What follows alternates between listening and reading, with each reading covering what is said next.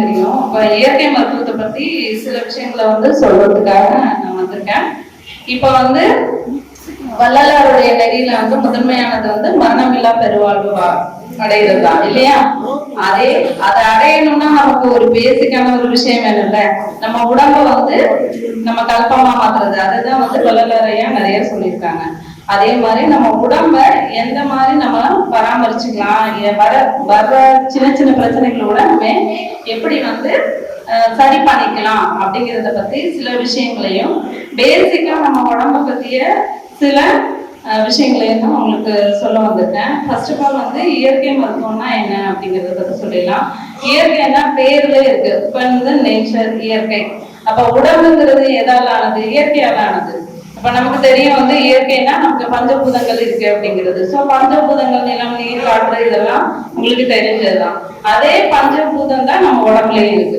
அதுதான் சித்தர்கள் சொல்றது என்னன்னா, அண்டத்தில் உள்ளதுதான் பிண்டம், பிண்டத்தில் உள்ளதுதான் அண்டம். தட் இஸ் மைக்ரோகாசம், மேக்ரோகாசம் சொல்றாங்க. அதாவது நம்மளுடைய இந்த காஸ்மோஸ், இந்த பிரபஞ்ச பெருவெளி எப்படி இருக்கோ அதே மாதிரிதான் நம்மளுடைய பிரெயினோட மேப்பிங்கும் இருக்கு அப்படிங்கிறத நம்மளுடைய ஆராய்ச்சிகள் கண்டுபிடிச்சு சொல்றாங்க. அதே மாதிரி நம்மள்கிட்ட மில்லியன் கணக்குல நமக்கு நியூரான்ஸ் இருக்கும். நியூரான்ஸ்னா என்னது? நரம்பு செல், பிரெயின்ல இருக்கக்கூடிய செல்கள் இல்லையா? அதே மாதிரி நமக்கும் எண்ணிலடங்கா ஸ்டார்ஸ், நட்சத்திரங்கள், கோள்கள்லாம் நிறைய இருக்கு. அப்போ ஏதோ ஒரு சிமிலாரிட்டி இருக்கு இல்லையா? இதை நம்ம இன்னும் எக்ஸ்ப்ளோர் பண்ணல. பட் இதுதான் உண்மை. இதுல இப்ப நம்ம உடம்பை பத்தி பார்க்கணும்னா, உடம்புலயும் ஆயிரக்கணக்கான செல்கள், ஆயிரம் மில்லியன் கணக்கான செல்கள் இருக்கு. ஒரு இடத்துலயும் ஒரு விதமான செல்கள் இருக்கு. இப்ப அம்மா சொன்னாங்க இல்லையா? இப்ப எல்லா உயிர்களுக்குமே என்ன ஒரு பேசிக்கான ஆசை இருக்கும். பேசிக்கான ஆசைன்னு சொல்ல முடியாது, அது ஒரு நீடு. அது என்னன்னா சர்வைவல், அதாவது உயிர் வாழ்தல். உயிர் வாழ்தல் அப்படிங்கிறது ஒரு மிகப்பெரிய சாதனை மாதிரிதான். ஏன்னா இப்ப நம்மளை விட சின்ன உயிர்கள் எல்லாம் பாத்தீங்கன்னா, 5 ஜீவன் எல்லாம் பாத்தீங்கன்னா அதுங்களுக்கு பெருசா வேற எந்த விதமான நோக்கமும் இருக்காது. அது உயிர் வாழும், இனப்பெருக்கம் பண்ணும், இப்ப பசிச்சா உணவெடுத்துக்கும், இந்த மாதிரி ஒரு விஷயங்கள் தான் இல்லையா? அப்ப எல்லா உயிர்களுக்குமே உயிர் வாழ்தல் அப்படிங்கிறது நம்மளுடைய இதுல எழுதப்படாத ஒரு விஷயமா இருக்கு. அது மட்டும் இல்ல, நம்ம உடம்பே எடுத்துட்டோம்னா ஒரு செல்லும், இப்ப நம்ம சொன்னாலே மில்லியன் கணக்கான செல்கள் இருக்குனாலும் ஒரு செல்லுமே இந்த சர்வைவல் இன்ஸ்டிங்க்ட் இருக்கு. சர்வைவல் இன்ஸ்டிங்க்ட்னா உயிர் வாழ்தலுக்கான தேவை. இப்ப நீங்க இப்ப திடீர்னு நம்ம சொல்லுவோம், நம்ம வாழ்க்கையை வெறுத்துட்டோம் அப்படி சொல்லுவோம். ஆனா திடீர்னு ஒரு முறை இப்படி சாகுது அப்படின்னு எப்பவுமே சாவை பத்தி பேசிட்டு மாட்டோம். திடீர்னு சாவை சொல்லி கூப்பிட்டோம்னா வரமாட்டாங்க இல்லையா? அதுதான் பேசிக்கான ஒரு விஷயம். ஸோ எல்லா உயிருக்குமே இந்த சர்வைவல் இன்ஸ்டிங்க்ட் இருக்கு. இப்ப இதுல என்னன்னா, இப்ப நம்ம உடம்பை பத்தி சொல்லணும் அப்படின்னா இந்த ஒரு விஷயம் நீங்க எப்பவுமே ஞாபகம் வச்சுக்கணும். என்னன்னா, உடம்புக்கு பாத்தீங்கன்னா செல்ஃப் ஹீலிங் மெக்கானிசம்னு ஒண்ணு இருக்கு. செல்ஃப் ஹீலிங்னா தன்னை சரிப்படுத்திக்கிறது. அதாவது உடம்புக்கு என்ன, இப்ப உடம்பு சரியில்லாம போகுது சொல்றோம் இல்லையா? உடம்பு சரியில்லாம போகுது, அதை யாரு சரி பண்றா? நீங்க சாப்பிட்ற மருந்தோ மாத்திரைகளோ கிடையாது. உடம்பு தன்னைத்தானே தான் சரி பண்ணிக்கும். இந்த விஷயம் நம்மளுக்கு நிறைய பேருக்கு தெரியறதே கிடையாது. நாம என்ன நினைச்சுக்கிறோம், நம்ம சாப்பிட்ற மருந்துகள் தான் குணப்படுத்துது, மாத்திரைகள் தான் குணப்படுத்துது அப்படின்னு நம்ம நினைச்சுக்கணும். இப்ப திருவள்ளுவர் சொன்னது என்ன அப்படின்னா, மருந்தன வேண்டாமா யாருக்கு, அப்ப அருந்தியது அற்றது போற்று. அப்பனா நம்ம சரியான உணவு பழக்க வழக்கங்கள், சரியான வாழ்வியல் நடைமுறைகளை பின்பற்றும் போது ஆட்டோமேட்டிக்கா என்ன ஆகுது, நம்ம உடம்பு எந்தவித நோயும் இல்லாம கண்டிப்பா 100 இல்ல அதற்கு மேற்பட்ட வருடங்கள் கூட நம்மளால இருக்க முடியும். கண்டிப்பா மரணமில்லா பெருவாழ்வு நம்மளால அடைய முடியும். அதுதான் வள்ளலார் பெருமான் சொன்னது. அப்ப அதுக்கு முன்னாடி நீங்க உடம்பை எப்படி கவனிச்சுக்கணும், சில பேசிக் விஷயமே நமக்கு தெரியறது கிடையாது. ஃபர்ஸ்ட் உடம்பு தன்னைத்தானே சரி பண்ணிக்கணும்னு எத்தனை பேருக்கு தெரியும்? பெரும்பாலும் நம்ம யாருக்கும் தெரியுது இல்லை. ஃபார் எக்ஸாம்பிள் சொல்றேன், இப்போ உங்களுக்கு ஒரு அடிப்படுது இல்ல ஒரு காயம் படுதுன்னா அதை நீங்க குணப்படுத்துறீங்களா என்ன? நீங்க மருந்து எடுத்துக்கிட்டாலும் சரி, எடுத்துக்கிட்டாலும் சரி, என்ன ஆட்டோமேட்டிக்கா அது ஹீல் ஆகும். ஏன்னா நான் இப்ப சொன்னேன் இல்லையா, ஒரு செல்லுக்கும் அந்த சர்வைவல் இன்ஸ்டிங்க்ட், அதாவது செல்லுலர் இன்டெலிஜென்ஸ் சொல்லுவாங்க. நம்ம மூளைக்கு மட்டும்தான் யோசிக்குது, சிந்திக்குது கிடையாது. நம்மளுடைய ஒரு செல்லும் சிந்திக்கும். இப்போ ஃபார் எக்ஸாம்பிள் இப்போ நம்ம இங்க ஏசி போடல, இப்போ இது வந்து என்ன சம்மர் சீசன், உங்க எல்லாருக்கும் வேர்க்குது. ஏன் வேர்க்குது? இப்போ பாடியோட வந்து டெம்பரேச்சர் வந்து மெயின்டைன் பண்ணணும்.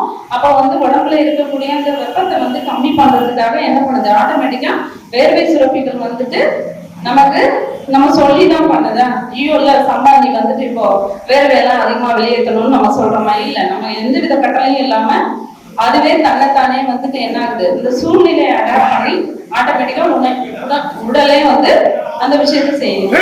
அதே மாதிரி நீங்க ரொம்ப ஒரு குளிரான ஒரு இடத்துக்கு போறீங்கன்னா கண்டிப்பா அங்க என்ன ஆகாது, உங்களுக்கு வேர்க்காது. ஏன்னா ஆல்ரெடி நமக்கு வாட்டர் லாஸ் எதுவும் இல்லை. சோ எதையும் வெளியேற்ற வேண்டிய அவசியம் இல்லை. வாட்டர் நிறைய இருக்குங்கிறதுனால வேர்க்காது, தண்ணி வந்து வேஸ்ட் பண்ண வேண்டாம். இதுதான் பேசிக்கான விஷயம். அப்புறம் வந்து உடல் மொழிகள்னு சொல்லுவாங்க. உடல் மொழிகள்ல என்ன, உடல் வந்து நம்மகிட்ட பேசும். எப்படி உடல் பேசும் அப்படின்னா, இப்ப பசிக்குதான் எல்லாருக்கும், பசிங்கிற உணர்வு வந்து மோஸ்ட்லி எல்லாருக்குமே நமக்கு தெரியும். பசி, தாகம், தூக்கம், ஓய்வு, இதெல்லாம் தான் வந்துட்டு அது பேசுற மொழிகள். இப்போ வலியும் வந்துட்டு ஒன்னாக்க என்னது, மொழிதான். நம்ம என்ன நினைச்சுக்கிறோம், வலி வந்து கெடுதலான ஒரு விஷயம் அப்படின்னு நினைச்சுக்கிறோம். ஆக்சுவலா வலிங்கிறது ஒரு இண்டிகேஷன் தான். இப்ப நான் வந்துட்டு இப்ப ரோடு வந்துட்டு ரோட்ல ஏதோ வேலை செய்யறாங்கன்னா நம்ம அங்க ஒரு இண்டிகேஷன் வைப்போம், இங்க வேலை நடந்துட்டு இருக்குன்னு. சேம் வே தான். அதே மாதிரி நம்ம உடம்புல ஏதோ ஒரு பிரச்சனை வந்திருக்கு, அதை இண்டிகேட் பண்றதுதான் உங்களுக்கு என்னது, வலி. இப்ப நம்ம என்ன நினைச்சுக்கிறோம், வலி வந்துட்டு நமக்கு பிரச்சனை ஆயிட்டோம், ஐயோ நமக்கு வேற ஏதோ இருக்குன்னு சொல்லிட்டு நம்ம போயிட்டு மெடிசின் வாங்கி சாப்பிடுறது. ஃபர்ஸ்ட் ஆஃப் ஆல் நீங்க எல்லாரும் தவிர்க்க வேண்டிய ஒரு விஷயம்னு ஒண்ணு இருக்கு. அது என்ன அப்படின்னா செல்ஃப் மெடிகேஷன். தனக்கு தானே மெடிசின்ஸ் வந்து வாங்கி போட்டுக்கிறது. இப்ப நிறைய பேர் கூட நானே பேஷண்ட்ஸ் ஹாஸ்பிட்டலுக்கு வரவங்களே பாக்குறேன். நிறைய பேர் வந்து பாத்தீங்கன்னா செல்ஃபா வந்து அது எப்பயோ டாக்டர் வந்து பிரிஸ்கிரைப் பண்ணியிருப்பாங்க, எப்பயாவது போயிருப்பாங்க, வலிக்கு ஏதாவது ஒரு வலி நிவாரணி கொடுத்துருப்பாங்க.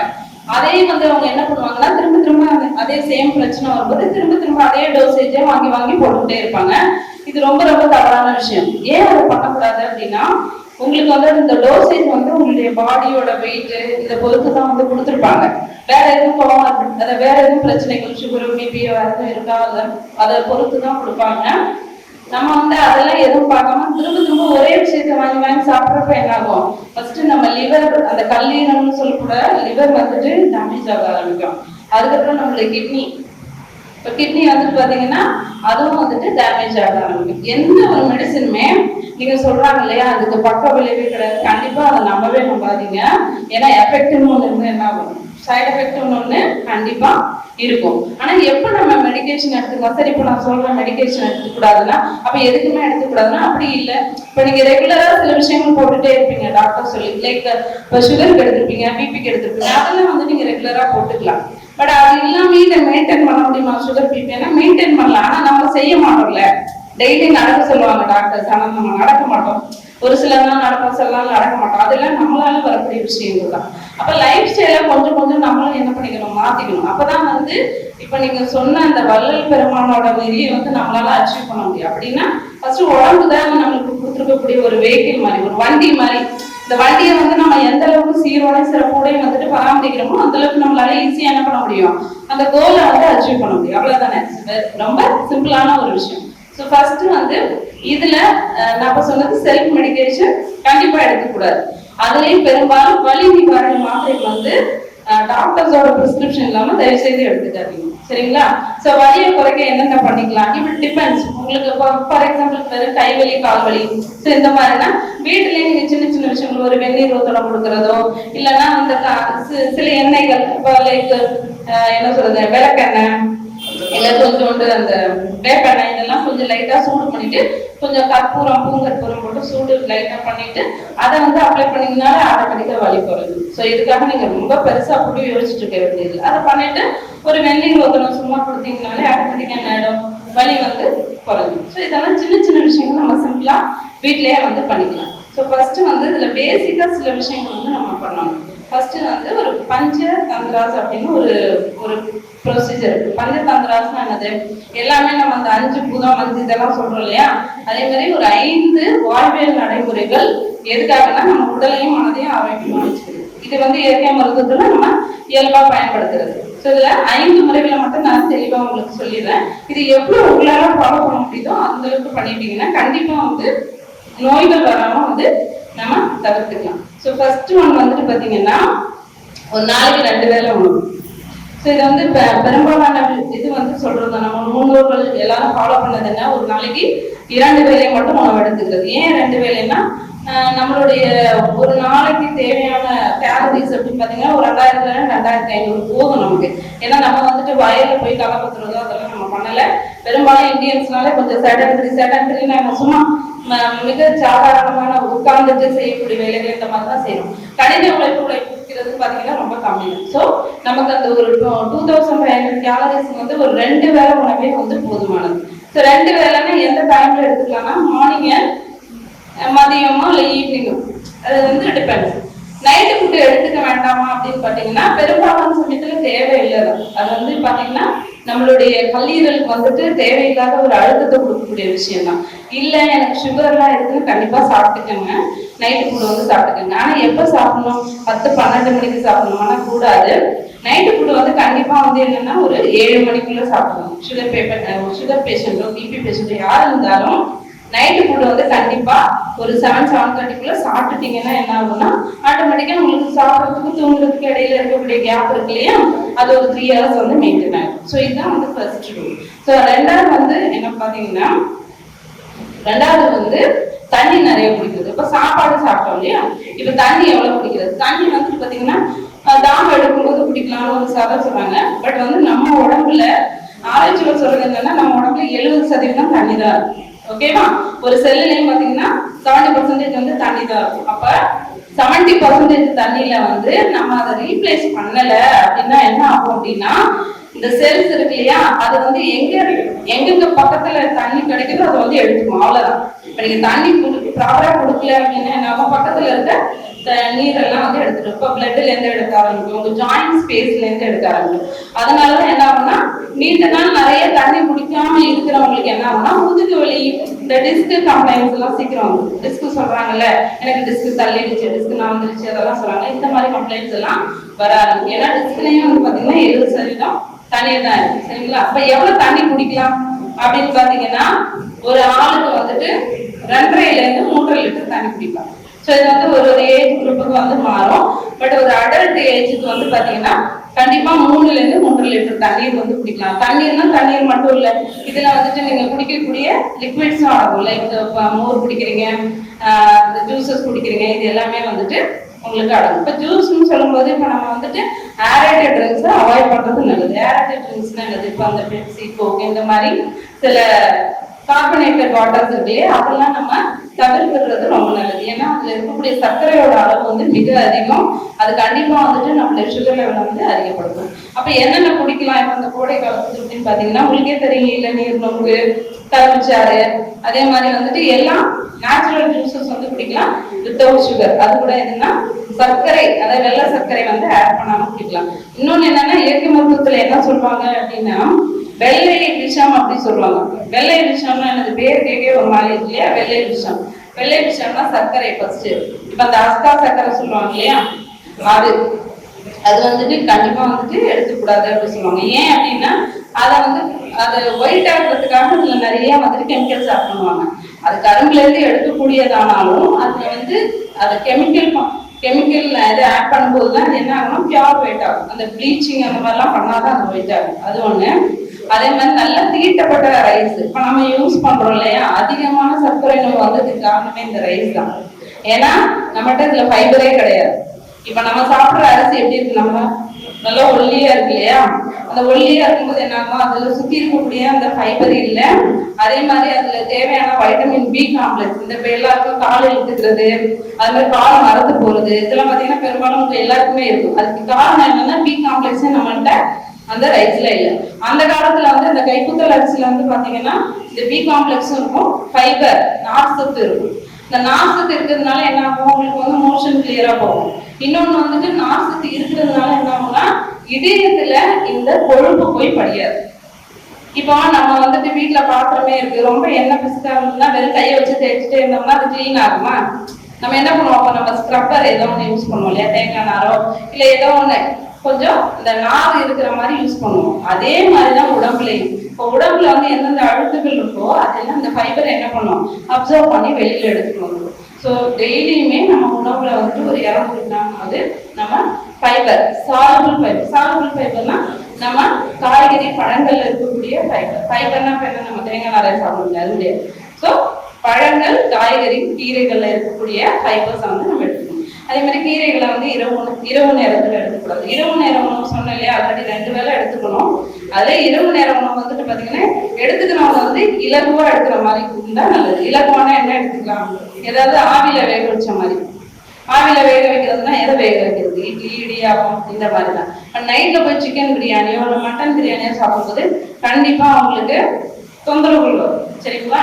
ஏன்னா நம்ம அந்த மாதிரி சாப்பிட்றவங்களுக்கு பாத்தீங்கன்னா டிரான்ஸ்ஃபேட் சொல்லுவாங்க. டிரான்ஸ்ஃபேட்லாம் அது போயிட்டு இந்த இதய குழாய்கள் இருக்குல்ல, ரத்த குழாய், அதை போய் அடைக்கிற மாதிரி உள்ள ஃபேட் வந்து ஃபார்ம் ஆக ஆரம்பிக்கும். அதனால அந்த மாதிரி விஷயங்களை கொஞ்சம் அவாய்ட் பண்ணிக்கிறது நல்லது. அதே மாதிரி இப்போ ஒரு நாளைக்கு 3 லிட்டர் தண்ணி 3.5 லிட்டர் தண்ணி குடிச்சுக்கலாம். ஸோ இப்படி குடிச்சோம்னா ஆட்டோமேட்டிக்கா என்ன ஆகும், நம்ம உடம்புல இருக்க கழிவுகள் எல்லாம் ஈஸியா வந்துட்டு வெளியில போக ஆரம்பிக்கும். நம்ம தண்ணி கம்மியா குடிச்சா என்ன ஆகும் அப்படின்னு பாத்தீங்கன்னா, இப்ப நம்ம வீட்டை வந்து துடைக்கிறதுக்கும் வீட்டை கழுவி விடுறதுக்கும் டிஃபரன்ஸ் இருக்குல்ல. இப்ப நம்ம துடைச்சோம்னா என்ன ஆகும், டெய்லி துடைச்சிட்டே தான் இருக்கணும், அது பெருசா கிளீன் ஆகாது. பட் கழுவி விடும்போது என்ன ஆகும், நிறைய கணக்கு தெரியாத கூட வெளியில போயிடும். அது சேம் வே தான். நீங்க கொஞ்சமா தண்ணி குடிக்கும் போது என்ன ஆகும், அதான் நான் சொன்னேன் இல்லையா, செல்லுக்குன்னு என்ன இருக்கும், இன்டெலிஜென்ஸ் இருக்கு. வந்து தண்ணியே குடிக்க மாட்டேங்கிறான், கொஞ்சம் தான் கிடைக்குது போல அப்படின்னு சொல்லிட்டு யூரின் அவுட்புட்டை கம்மி பண்ணிடும். நீங்களே பாருங்க, அந்த கோடை காலத்துல தண்ணி கம்மியா குடிச்சிங்கன்னா யூரின் எல்லோ கலர்ல போகும், எல்லோவா போகும். ஏன் எல்லோவா போகுதுன்னா தண்ணி இல்லைங்க. சரி பாவம் நம்மளுக்கு தண்ணி கிடைக்கல போல அப்படின்னு சொல்லிட்டு என்ன பண்ணிடும், பாடி வந்து எல்லாத்தையும் திரும்ப ரீஅப்சர்வ் பண்ணிடும். விட்டதையும் என்ன பண்ணிக்கும், ரீஅப்சர்வ் பண்ணிடும். சரி பாவம் எனக்கு அடுத்த தண்ணி கிடைக்கும் போது பாத்துக்கலாம் அப்படின்னு. ஸோ உடம்பு வந்து என்ன பண்ணணும்னா, நீங்க எவ்வளவு ரிசோர்சஸ் கொடுக்குறீங்களோ, ரிசோர்சஸ்னா ஃபுட் அண்ட் எனர்ஜி இந்த மாதிரி விஷயங்கள் கொடுக்குறீங்களோ அதை வச்சுதான் அது என்ன பண்ணும், வேலை செஞ்சுட்டே வரும். அதை நம்ம நல்லா கொடுத்தோம் அப்படின்னா என்ன ஆகும், நல்லபடியா நிறைய நாள் வேலை செய்யும். நம்ம அது ரொம்ப குறுக்கி கொடுக்கும்போது என்ன ஆகும், ஆட்டோமேட்டிக்கா அதுவும் வந்துட்டு அதோட வேலை திறனை வந்து கம்மி பண்ண ஆரம்பிக்கும். இப்போ வந்து 5 லிட்டர் பெட்ரோல் போடுற இடத்துல 2 லிட்டர் போட்டுட்டே இருந்தோம்னா என்ன ஆகும், கொஞ்சம் கொஞ்சமா வண்டியோட இது வந்துட்டு குறைய ஆரம்பிக்கும். அவ்வளவுதானே? அதே மாதிரி இப்போ இந்த ஆயில் எல்லாம் கலந்து தானே ஊத்துவீங்க. அப்ப அதெல்லாம் கலக்காம ஊத்துனோம்னா என்ன ஆகும், சேம் வே தான். இப்போ நம்ம ஒரு வண்டிக்கே நம்ம இவ்வளவு கேர் கொடுக்குறோம்னா நம்மளுடைய உடம்புக்கு வந்துட்டு எந்த அளவுக்கு நம்ம கேர் கொடுக்கணும். சரியா? ஸோ நெக்ஸ்ட் ஒன் வந்து பாத்தீங்கன்னா ஸ்லீப், தூக்கம். இப்போ 2 விஷயம் சொல்லிட்டா, 3வது விஷயம் வந்து ஸ்லீப். ஸ்லீப் வந்துட்டு ஒரு நாளைக்கு எவ்வளவு நேரம் தூங்கலாம், 10 மணி நேரமா 12 மணி நேரமா அப்படின்னு பாத்தீங்கன்னா அவ்வளவுலாம் தேவையில்லை. 6ல இருந்து 8 மணி நேரம் போதுமானது. சரிங்களா? பிறந்த குழந்தைங்க தான் ரொம்ப நேரம் தூக்கிட்டே இருப்பாங்க. இப்போ ஒரு அடல்ட் ஏஜ்ல வந்துட்டு பாத்தீங்கன்னா 6ல இருந்து 8 மணி நேரம் தூக்கம், இல்ல ஒரு பிட்வீன் ஒரு 7 hours தூங்கிங்கன்னா கூட போதுமானது. பட் நிறைய பேருக்கு இப்போ வந்து தூக்கமின்மை, அப்ப அதுக்கான மெடிசின்ஸ் போடுறது அதெல்லாம் வந்து அதிகமா இருக்கு. தூக்கம் சரியா வரலன்னா என்ன ஆகும்னா, சுகர் பிபி வந்து கொஞ்சம் எலிவேட் ஆக ஆரம்பிக்கும், அதிகமாக ஆரம்பிக்கும். ஸோ ஃபர்ஸ்ட் வந்துட்டு இந்த ஸ்கிரீன் டைம், நம்ம மொபைல் பார்த்துட்டே இருக்கோம் இல்லையா, அதெல்லாம் ஃபர்ஸ்ட் கம்மி பண்ணிட்டு தூக்கத்துக்குன்னே ஒரு ஹைஜீன் சொல்லுவாங்க, ஸ்லீப் ஹைஜீன் அப்படின்னு ஒரு விஷயம் இருக்கு. அப்படின்னா என்னது, இப்போ நீங்க தூங்க போற ரூம்ல வந்து பாத்தீங்கன்னா அந்த ரூம் வந்து இருட்டா தான் இருக்கணும். இந்த மாதிரி வெளிச்சத்துல எல்லாம் சில பேருக்கு தூங்க முடியாது, சில பேருக்கு இல்லை, பல பேருக்கு தூங்க முடியாது. ஏன்னா அந்த மெலட்டோனின் ஒரு ஹார்மோன் செக்ரேட் ஆகும் நம்ம தூங்குறப்ப. இது வந்து இந்த லைட் இருந்தா செக்ரேட் ஆகும். அதனாலதான் பெரும்பாலும் பகல்ல தூக்கம் வராது, நைட்ல நமக்கு தூக்கம் வரதுக்கு ரீசன் வந்து இதுதான். ஏன் இந்த மெலட்டோனின் வரணும்னா இதெல்லாம் ஹாப்பி ஹார்மோன்ஸ். இதெல்லாம் வந்துச்சுன்னா தான் என்ன ஆகும், நம்ம மைண்ட் வந்துட்டு பீஸ்ஃபுல்லா ஹாப்பியா நல்லா இருக்கும். இப்போ 2 நாள் நம்ம தூங்காம இருந்து சொன்னா எப்படி இருக்கும், நமக்கு ஒரு நாள் நல்லா இருக்கும், 2வது நாள் வந்து நமக்கு ஆட்டோமேட்டிக்கா இரிட்டேட் ஆக ஆரம்பிச்சிடும் இல்லையா? அதனால கண்டிப்பா வந்துட்டு தூக்கம் வந்து 6 hours வந்து இருக்கணும். ஓகேவா? ஸோ இது வந்துட்டு செகண்ட் திங். மூணாவது சொல்லிட்டேன். அடுத்து 4வது வந்துட்டு பாத்தீங்கன்னா லங்கனம், பரம ஔஷதம். லங்கனம்னா என்னன்னா உண்ணாநோன்பு. சரிங்களா? ஃபாஸ்டிங் இருக்கிறது. ஸோ ஃபாஸ்டிங்னா எதுவுமே சாப்பிடாம இருக்கிறதா? ஃபாஸ்டிங்ல நிறைய டைப் இருக்கு. இப்போ நம்ம அதுதான் விரதம் அப்படின்ற பேர்ல எல்லாம் நம்ம ரிலீஜியஸ்ல இருக்கும். எல்லா ரிலீஜியன்லயும் பார்த்தோம்னா ஃபாஸ்டிங் இருக்கு. ஏன் அப்படின்னா அது உடம்புக்கு அந்த அளவுக்கு வந்துட்டு தேவையான ஒரு விஷயம் இருக்குது. ஏன்னா எந்த 24 மணி நேரமும் நம்மளுடைய என்ன சொல்றது, ஜிஐடினா நம்மளுடைய ஜீரண மண்டலமும் நம்மளுடைய லிவர், அந்த ஹெப்பாட்டிக் இது வந்துட்டு வேலை செஞ்சுட்டே இருக்கும்போது என்ன ஆகும், நம்மளுடைய எனர்ஜி எல்லாம் அதுலயே வந்துட்டு பாதி வீணாப்படுது இல்லையா? இப்போ ஒரு தடவை ஹார்ட் பம்ப் பண்ணும் போது வரக்கூடிய பிளட்ல 80% வந்து நம்ம லிவருக்கே போயிடுது. ஏன்னா நம்ம தான் நிறைய சாப்பிட்டுட்டே இருக்கோம் இல்லையா? சாப்பிட்டுட்டே இருக்கும்போது என்ன பண்ணுவோம், அந்த சாப்பிடுறதுல இருக்கக்கூடிய எல்லா இந்த குப்பைகளை பிரிச்சு வெளியில அனுப்பணும், அந்த இருக்கிற நல்லதை எடுத்து நம்ம ஸ்டோர் பண்ணி வைக்கணும். ஸோ இந்த மாதிரி லிவர் வந்து வேலை செஞ்சுட்டே இருக்கு. ஸோ அப்ப இந்த லிவருக்கும் வயிறுக்கும் ஜீரண மண்டலத்துக்கும் ஒரு ரெஸ்ட், அதுதான் வந்து ஃபாஸ்டிங். அது நீங்க எந்த பேர்ல வேணாலும் வச்சுக்கலாம். சரி, அது வந்து ஏதாவது ஒரு பிடிச்ச கடவுள் பேர்ல வச்சுக்கலாம், இல்லை எதுல வேணாலும் வச்சுக்கலாம். ஸோ என்ன மாதிரி ஃபாஸ்டிங் இருக்கலாம் அப்படின்னா, உங்க ஏஜ் குரூப்ல வந்து பாத்தீங்கன்னா நம்ம வந்து ட்ரை ஃபாஸ்டிங் இருக்க முடியாது. ட்ரை ஃபாஸ்டிங்னா எதுவுமே சாப்பிடாம பட்னியா இருக்குது, சரிங்களா? ஸோ பட்னியா ஃபுல் டே பட்னியா ட்ரையா இருக்கிறதுக்கு வந்து நம்ம சில விஷயங்கள் பண்ணணும். என்னன்னா கம்ப்ளீட்டா ரெஸ்ட்ல இருக்கணும். சரி, அப்ப அன்னைக்கு வந்து எந்த வேலையும் நம்ம வந்து கமிட் பண்ணிக்க கூடாது. சரி, சாப்பிடாம இருக்கணும், அங்க போவாங்க அப்படிலாம் பண்ணக்கூடாது. ஏன்னா எனர்ஜி நிறைய லாஸ் ஆகும். ஸோ பிபி சுகர்லாம் இருந்தால் அதை நம்ம கொஞ்சம் அவாய்ட் பண்ணிக்கிறது நல்லது. இப்போ நிறைய இன்டர்மீடியன்ட் ஃபாஸ்டிங் பத்தி சொல்றாங்க. இன்டர்மீடியன்ட் ஃபாஸ்டிங் ஒரு 16 hours வந்து சாப்பிடாம இருக்குது, ஒரு 12 hours சாப்பிடாம இருக்குது, அந்த மாதிரி. இது வந்து சுகர் பேஷண்ட்ஸுக்கு வந்து ரொம்ப நல்லா இருக்கு அப்படிங்கிறது தான். பட் இது எது செஞ்சாலும் நீங்க கொஞ்சம் கைடன்ஸோட பண்ணிக்கிறது நல்லது, டாக்டர்ஸ் அட்வைஸோட பண்ணிக்கிறது நல்லது. பட் இந்த ஒரு விஷயம் வந்து நீங்க யார் வேணாலும் பண்ணிக்கலாம். இது என்னன்னா ஃப்ரூட் ஃபாஸ்டிங். ஃப்ரூட் ஃபாஸ்டிங்னா என்னது, இப்போ நீங்க ஒரு நாளைக்கு வந்துட்டு 2 வேளை உணவோ இல்லை 3 வேளை உணவோ எப்படினாலும் எடுத்துக்கலாம். ஆனா அது ஃபுல்லாவே என்னவா எடுத்துக்கலாம், ஃப்ரூட்ஸாவே எடுத்துக்கலாம். நீங்க நினைக்கலாம், ஐயோ எனக்கு சுகர் இருக்கு, எனக்கு பிபி இருக்கு அப்படின்னா ஒண்ணுமே பண்ணாதுங்க நீங்க. ஏன் அப்படின்னா சுகர்ல இருக்கு, சரி, ஃப்ரூட்ஸ்ல இருக்கிறது ஃப்ரக்டோஸ் தான். ஸோ ஃப்ரக்டோஸ் நம்ம என்ன எதை செக் பண்ணிக்கிறோம், பிளட்ல குளுக்கோஸை தானே செக் பண்றோம். ஃப்ரக்டோஸ்னா அப்படிங்கிற விஷயம் யாருமே சொல்லிக்க மாட்டாங்க. ஸோ குளுக்கோஸ் வந்து பாத்தீங்கன்னா இன்ஸ்டன்ட் எனர்ஜி. குளுக்கோஸ் தான் நமக்கு ஃபியல் மாதிரி, பெட்ரோல் மாதிரி. அப்ப அது வந்து எல்லா உணவுகள்லையும் இருக்கக்கூடிய விஷயத்த வந்து குளுக்கோஸா மாத்தினாதான் நம்மள மூளை வந்து நல்லா வேலை செய்யும். அதனாலதான் சாப்பிடாம இருந்தா என்ன ஆயிடுது, 2-3 நாள் சாப்பிடாம இருந்தா ஆட்டோமேட்டிக்கா என்ன ஆயிடும், பிரெயின் வந்து இதுக்கு போக ஆரம்பிச்சிடும், டவுன் ஆக ஆரம்பிச்சிடும். ஏன்னா ஃப்ரூட்ஸ்ல இருக்கிறது வந்து ஃப்ரக்டோஸ். கண்டிப்பா இதுக்கு வந்து இன்சுலின் தேவை. என்ன தேவை அப்படின்னா லிவர் இருந்தா போதும், சரிங்களா? நீங்க அதுக்கு அதை வந்து பயப்பட தேவையில்லை. இந்த சுகர் ஃப்ரூட்ஸ் சாப்பிட்டா வந்து சுகர் அதிகமாகும் அப்படின்னா அதெல்லாம் வந்து கண்டிப்பா ஆகாது. எப்ப அதிகமாகும் அப்படின்னா ஃபீஸ்ட் மாதிரி சாப்பிட்டா. ஃபீஸ்ட்னா இப்ப விருந்து வைப்பாங்கன்னா சாப்பாடு வைப்பாங்க, 2 பழம் வைப்பாங்க, அப்படி சாப்பிட்டா கண்டிப்பா ஏறும், சரிங்களா?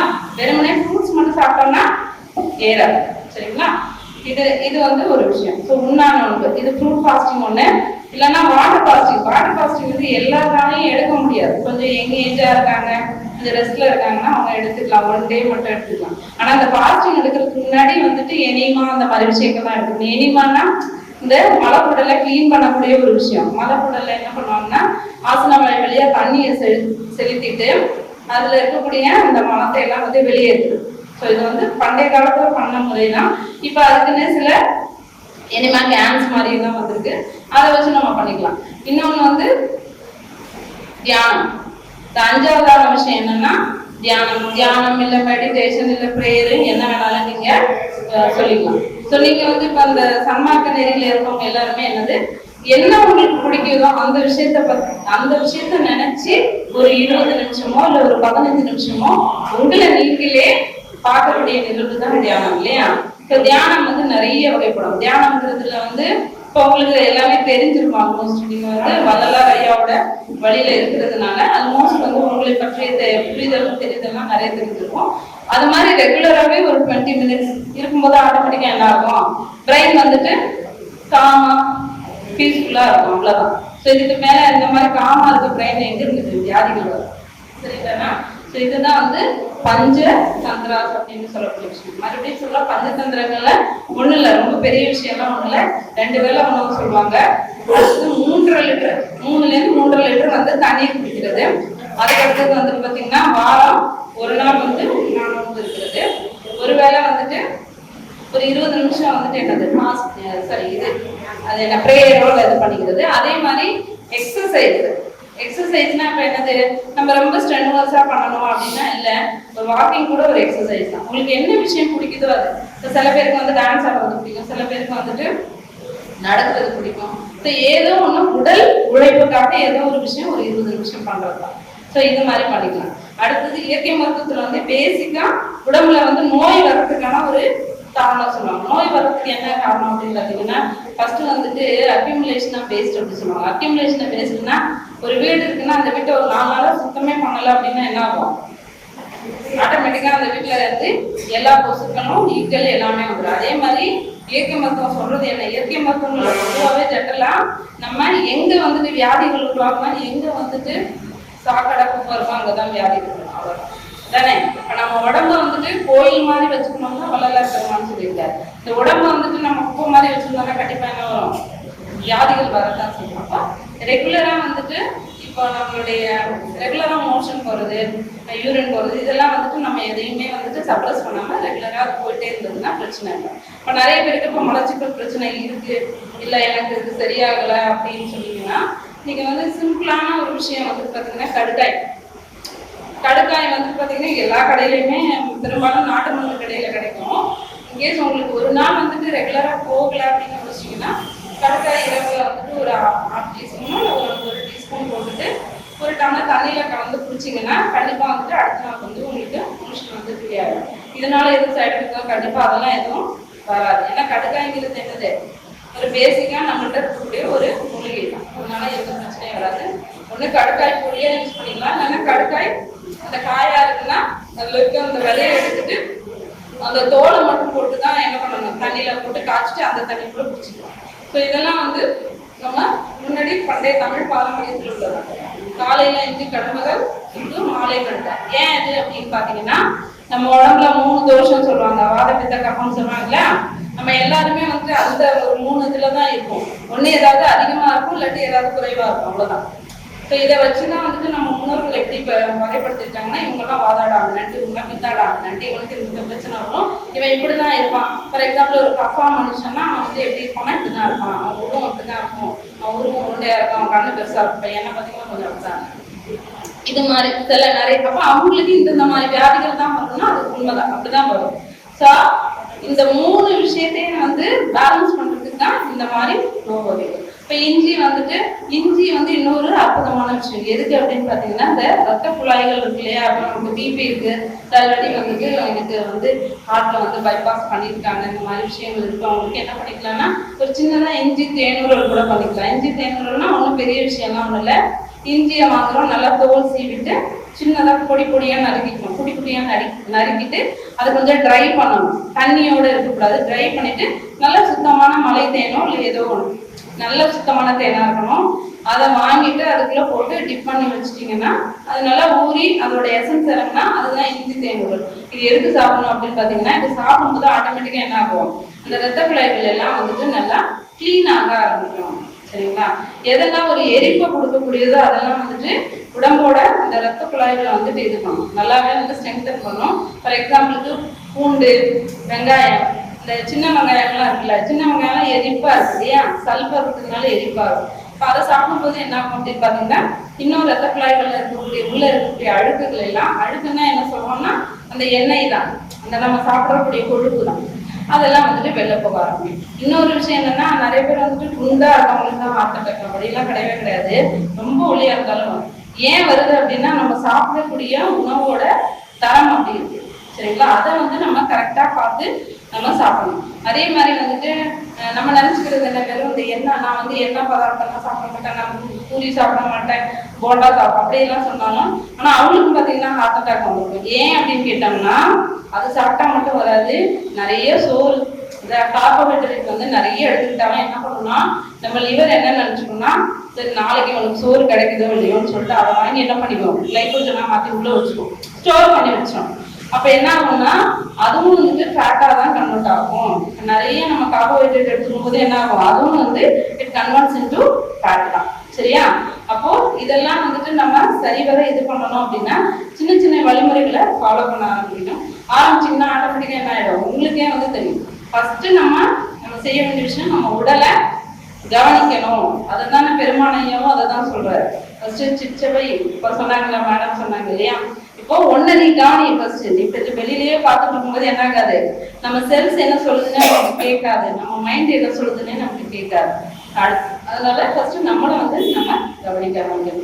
அடுத்தது வந்து யோகம். யோகத்தை பத்தி ஒரு சின்ன மட்டும் சொல்லிடுறேன். இப்ப யோகம்னா வந்துட்டு இப்ப அந்த மரணமில்லா பெருவாழ்வு அடையிறதுக்கு ஒன் ஆஃப் த வழி வந்து பாத்தீங்கன்னா யோகம்.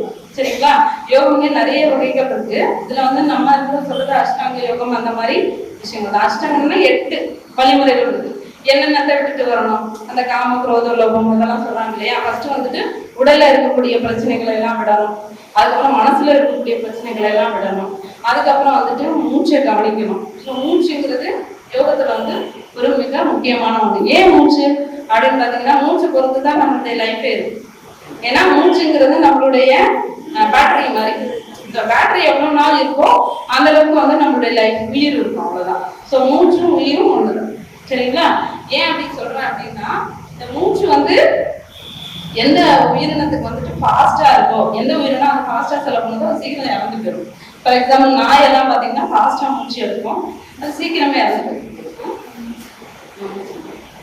அதே மாதிரி வந்து யானை இந்த ஆமையெல்லாம் பார்த்தீங்கன்னா ரொம்ப நெடிதா எடுக்கும். ஒரு மூச்சுக்கே வந்துட்டு பார்த்தீங்கன்னா கிட்டத்தட்ட 3-5 நிமிடங்கள் எடுக்கும். அது வந்து பார்த்தீங்கன்னா ரொம்ப நாள் இருக்கும். ஸோ நம்மளுடைய மூச்சு வந்து பார்த்தீங்கன்னா ஒரு நிமிஷத்துக்கு 13-14 தடவை எடுக்கும். ஆனா அதை வந்து நம்ம கம்மி பண்ண என்ன ஆகும், ஆட்டோமேட்டிக்கா நம்மளுடைய ஆயில் வந்து கூடும், அவ்வளவுதான். இதுதான் ரொம்ப சிம்பிளான விஷயமா இதுதான். அப்ப மூச்சை விடாம பிடிச்சிட்டே இருக்கணும்னா இல்ல, விடாமலாம் பிடிச்சிட்டு இருக்க தேவையில்ல, ஸ்லோவா எடுக்கணும், அவ்வளவுதான். ஸோ நம்ம எந்த அளவுக்கு வந்துட்டு ஃபாஸ்டா எடுக்கிறோம் இல்லையா, நீங்க கவனிக்க ஆரம்பிச்சீங்கன்னு வச்சுக்கோங்களேன், நீங்க மூச்சு எடுத்துட்டே இருக்கீங்க, பட் நம்ம வந்து வித்தவுட் கான்சியஸ். இனிமே வந்து கொஞ்சம் ஒரு 10 நிமிஷம் அதை கவனிக்க ஆரம்பிக்கும். ஏன் அதை கவனிக்கணும், நீங்க கவனிக்கும் போது அது ஸ்லோ டவுன் ஆக ஆரம்பிக்கும். சரிங்களா? இப்ப ரொம்ப துக்கமா இருக்கும், இல்ல ரொம்ப கோபமா இருக்கும், இல்ல ஏதோ ஒரு நெகட்டிவ் எமோஷன்ல இருக்கோம்னா வேற ஒண்ணும் பண்ண வேண்டாம், கொஞ்ச நேரம் உங்க மூச்சை மட்டும் கவனிச்சு பாருங்க. கண்டிப்பா உங்களுடைய மைண்ட் வந்து மாற ஆரம்பிச்சு. ஏன் அப்படின்னா மூச்சு தான் நம்மளுடைய தாட்ஸை வந்து கண்ட்ரோல் பண்ணும். ஸோ மூச்சுங்கிறது பார்த்தீங்கன்னா அது ஒரு கடிவாளம் மாதிரி. இந்த 5 புலன்கள் அடக்கக்கூடியது வந்து வேற எதுவும் கிடையாது, மூச்சு. சரிங்களா? ஸோ அந்த மூச்சை வந்து எப்படின்னா டெய்லியுமே ஒரு 5-10 நிமிஷம் ஜஸ்ட் கவனிங்க. அது வந்து ஒரு பெரிய மெடிடேஷன் மாதிரி கவனிக்கிறது. அது எங்க வேணாலும் நீங்க பண்ணிக்கலாம். ஒரு பஸ்ல போறப்ப இல்லை இந்த மாதிரி எங்கேயாவது வெளியூர் போறப்ப அப்படி கூட கவனிக்கலாம். அடுத்தது வந்து இந்த மூச்சை ஸ்லோ டவுன் பண்றது. இப்ப நான் சொன்னேன் 14 முறை நம்ம மூச்சு எடுக்கணுங்கிறது, அதை வந்து கொஞ்சம் கொஞ்சமா கம்மி பண்ணாங்க. எப்படி கம்மி பண்றதுன்னா நம்ம எடுக்கிற மூச்சை ஸ்லோவா நிதானமா எடுக்கிறது.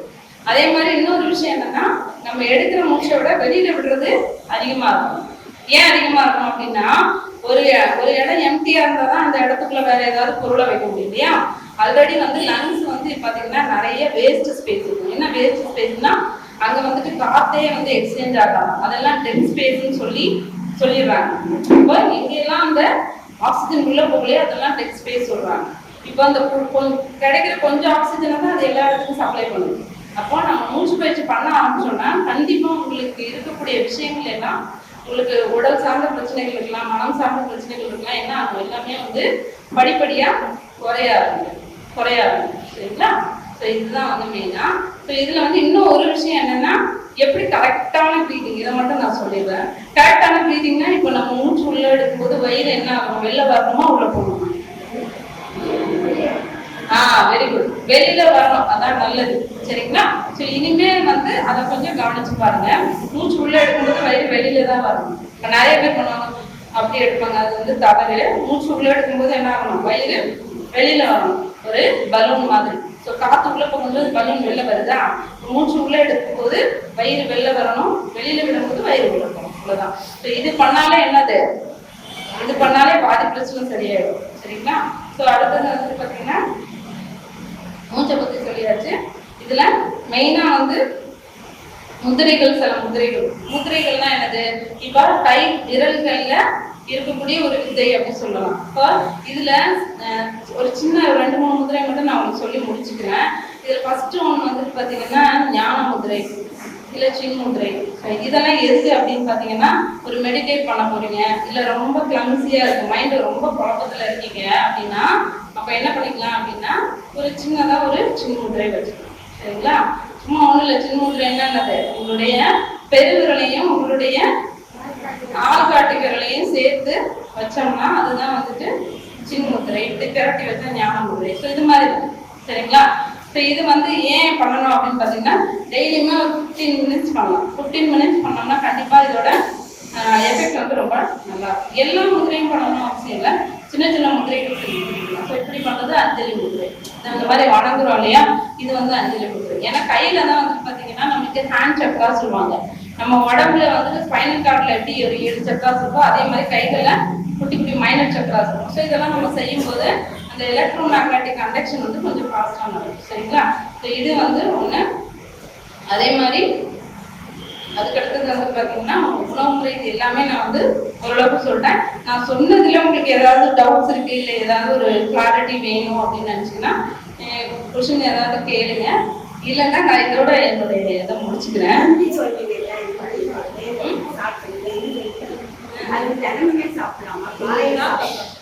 சாப்பிடலாங்கண்ணா, டெய்லியுமே சாப்பிடலாம். நம்ம இஞ்சிங்கிறது இல்ல ஒண்ணு இல்ல, இஞ்சி வந்துட்டு பாத்தீங்கன்னா ரெகுலரா எடுத்துக்கலாம். யாரு சாப்பிடக்கூடாதுன்னா இன்கேஸ் வயிறு அல்சரா இருக்கு, ஹைப்பர் அசிடிட்டி மாதிரி இருக்குன்னா அவங்க மட்டும் அவாய்ட் பண்ணிக்கலாம். மற்றபடி சாப்பிடலாம், வெறும் வயிற்றுல சாப்பிடலாம். நீங்க ஒரு ஸ்பூன் தான் சாப்பிட போறீங்க, நிறைய இல்லை. ஒரு சின்ன ஸ்பூன்ல ஒரு ஸ்பூன் சாப்பிடணும், அவ்வளவுதான். சரிங்களா? நம்ம என்ன ஒரு பாட்டிலேயே சாப்பிட போறோம் கிடையாது, ஒரு ஸ்பூன் சின்னதா சாப்பிட போறோம்.